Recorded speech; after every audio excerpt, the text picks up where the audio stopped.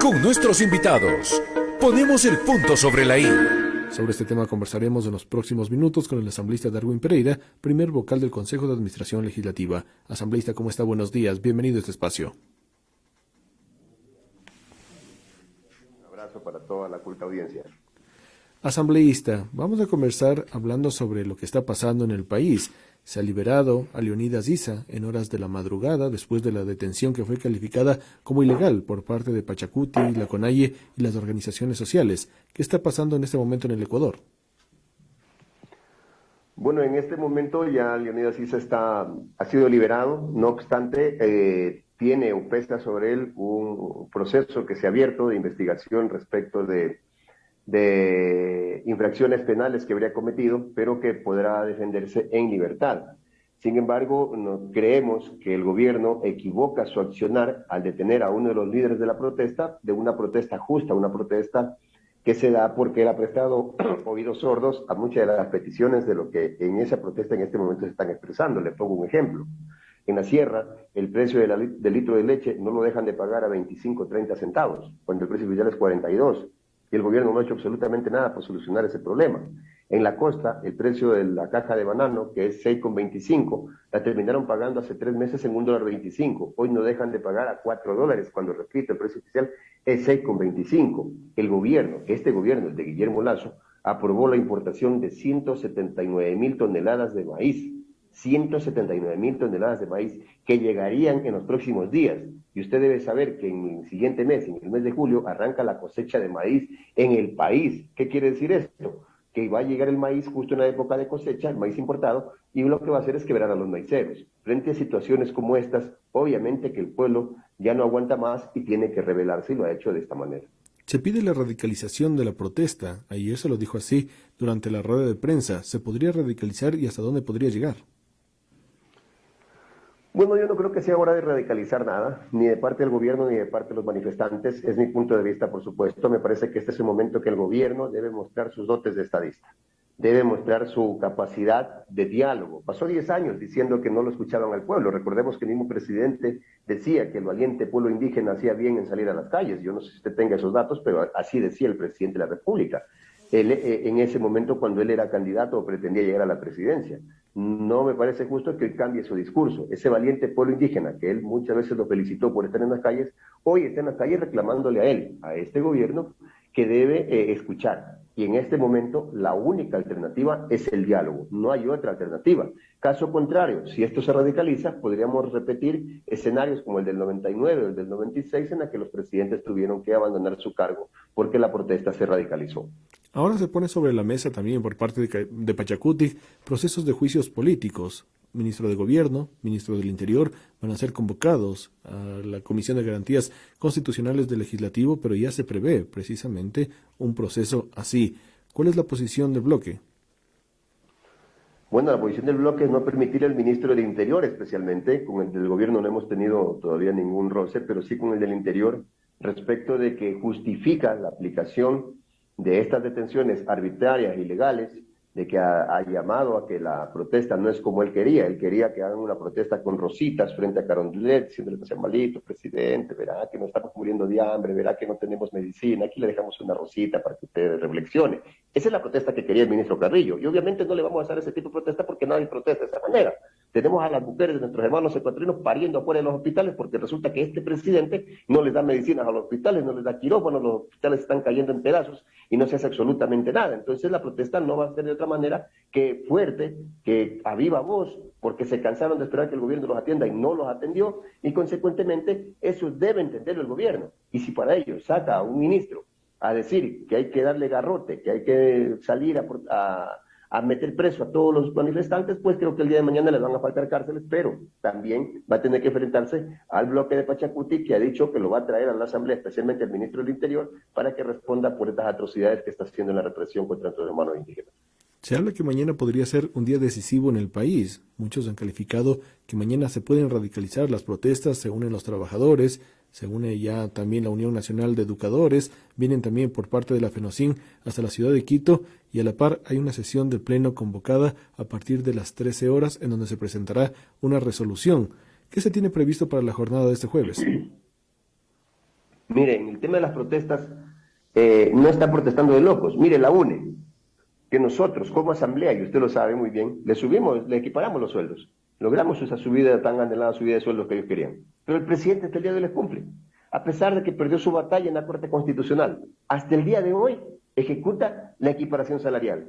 Y obviamente la CTV Triquiñuelas ha planteado ahí un proceso de ampliación, un pedido de ampliación y aclaración de la sentencia, justamente para no subir el sueldo de los docentes, un sueldo que les costó a ellos huelga de hambre, que les costó luchas, y que obviamente nosotros desde la Asamblea hicimos justicia con ellos. Entonces, ¿cómo no se va a unir la UNE?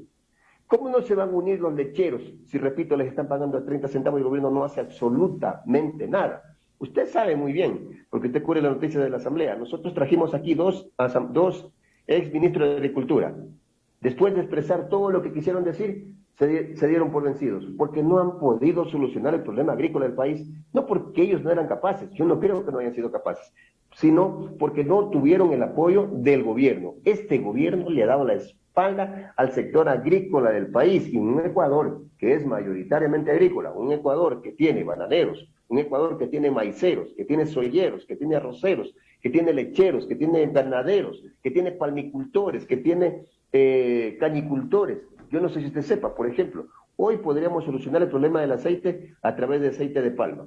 Pero resulta que los palmicultores nos acaban de contar de que desde el gobierno pasado, no el año pasado, del gobierno pasado, vienen pidiendo atención para que no se mueran sus plantaciones por una enfermedad que le pegó a las plantas.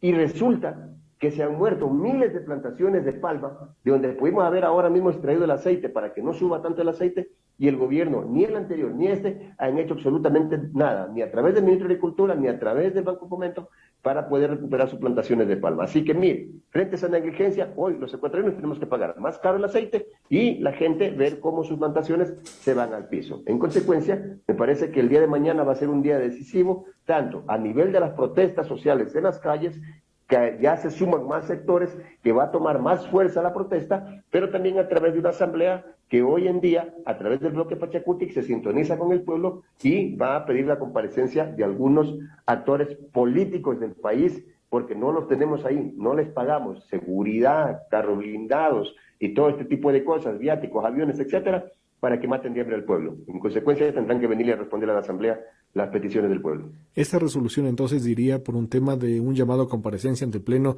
de estos funcionarios de Estado. Correcto, vamos a pedir que mañana a través de un cambio en el día, que se llame a comparecer a todos estos funcionarios que quieren que quiera salir a darles como piñata a los que están manifestando en lugar de atender sus más caras necesidades. La gente se está muriendo de hambre, la gente no sale a manifestarse de loca. Ellos llegan a la casa y no tienen un empleo, no tienen un dinero en su bolsillo para poder comprarle la comida a sus hijos. Imagínense qué desesperación no puede tener esta gente. En El Oro, en mi provincia, por ejemplo, tenemos bananeros que han dejado ya podrir las plantaciones bananeras, que ya las hojas de las plantas de banano se empiezan a quemar porque el hongo, la cigatoca, necesita invertir dinero para poder fumigar, pero si no le pagan el precio oficial, ¿cómo cree que se sienten los hijos de estos bananeros? ¿Cómo cree que se sienten los trabajadores que iban a esas fincas a ganarse el pan de cada día? Solo la producción bananera produce más de 200,000 plazas de trabajo. Solo el banano. Imagínese usted cuánta gente está en este momento en la desocupación por culpa de las políticas equivocadas de este gobierno. Ahora el presidente de la FENOCIN hace pocos minutos en este propio noticiero ha dicho, la pelotita ahora está en la cancha de la Asamblea Nacional. Podríamos estar frente a un escenario de una fuerte conmoción social y el fantasma de la muerte cruzada regresa. ¿Es así? Mire, yo no quisiera ir por esa opción. Me parece que esa debe ser la opción de último ratio. Me parece que en este momento debe el gobierno tener una oportunidad, darse una oportunidad y no colocarnos en esa posición a la Asamblea. Yo al menos no soy partidario de eso, sino como una opción de último ratio, es decir, ya la última opción. Yo creo que todavía el gobierno tiene tiempo, tiene horas para ser más estadista e ir al diálogo. Si el gobierno no va al diálogo, obviamente nos va a colocar en esa incómoda situación del tema de la muerte cruzada, cosa que no queremos, pero que tampoco la descartamos. Ahora, asambleísta, hace pocos minutos, de la misma manera, en un medio de comunicación digital ha sido revelado un audio de un posible caso de intromisión del gobierno nacional desde Carondelet hacia la justicia. La Asamblea Nacional ya también tuvo su pronunciamiento pidiendo una separación de funciones y que la justicia no se entrometa en los temas de la Asamblea Nacional. ¿Qué hacer con este caso? No he escuchado el audio, pero más allá del audio ha sido claro, ha sido absolutamente clara la metida de mano del presidente a dos poderes del Estado, al Poder Judicial y al quinto poder, al Consejo de Participación Ciudadana y Control Social. El gobierno de Guillermo Lasso tiene en los actuales momentos secuestrado al Consejo de Participación Ciudadana y Control Social y tiene secuestrado a través del presidente de la Judicatura al Consejo, al Poder Judicial. Y a través de ello no sería nada raro tener que enterarnos de que han estado manipulando jueces.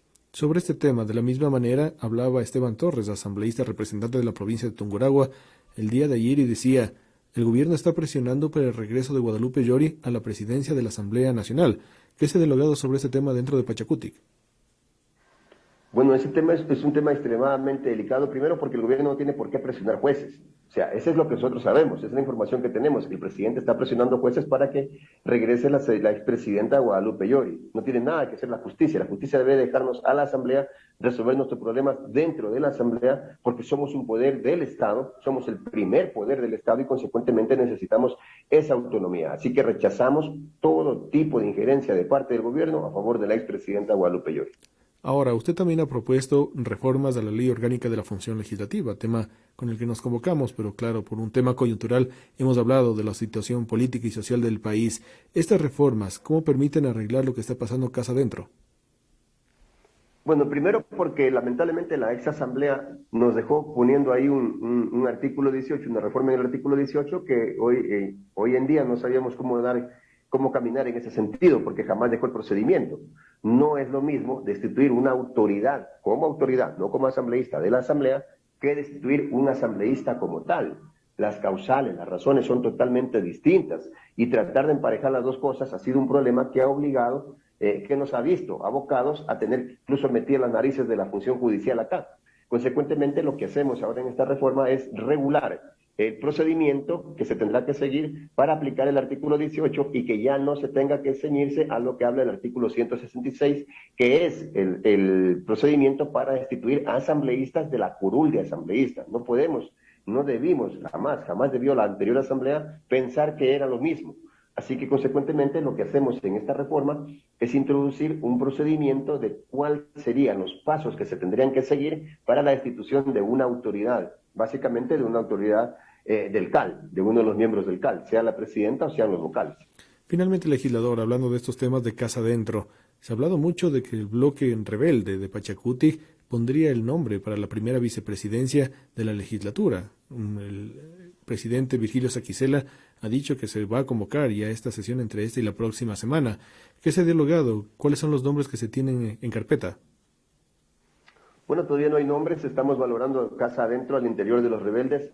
¿Cuál sería el nombre que podría ir a ese puesto? Cabe destacar que cualquiera de los 6 rebeldes que hemos estado en esta lucha, que el país nos conoció como tales, puede asumir esa función. O sea, no habría ningún problema si mañana es X o mañana es Y, cualquiera de los compañeros rebeldes, nosotros tendrá todo nuestro apoyo. ¿Y los diálogos con las otras bancadas? Bueno, hemos tenido un diálogo con UNES, hemos tenido un diálogo con Partido Social Cristiano, con quienes armamos esta mayoría, y ellos no tienen ningún problema en que vaya un rebelde a esa posición. Incluso algunos compañeros independientes también estarían comprometiendo su apoyo para que sea uno de los rebeldes lo que ocupe este puesto, ¿no? Creo que hay el apoyo de ellos, bastará un poco afinar un poco los nombres, los detalles, porque siempre, no hay que tampoco taparse los ojos, siempre va a pasar un poco por los nombres, pero repito, cualquiera de los 6 estamos en la capacidad de asumir esa responsabilidad. 8 de la mañana con 23 minutos. Queremos agradecer por esta entrevista al asambleísta Darwin Pereira, primer vocal del Consejo de Administración Legislativa. Asambleísta, muchísimas gracias. A usted muchísimas gracias. Buenos días. Un abrazo.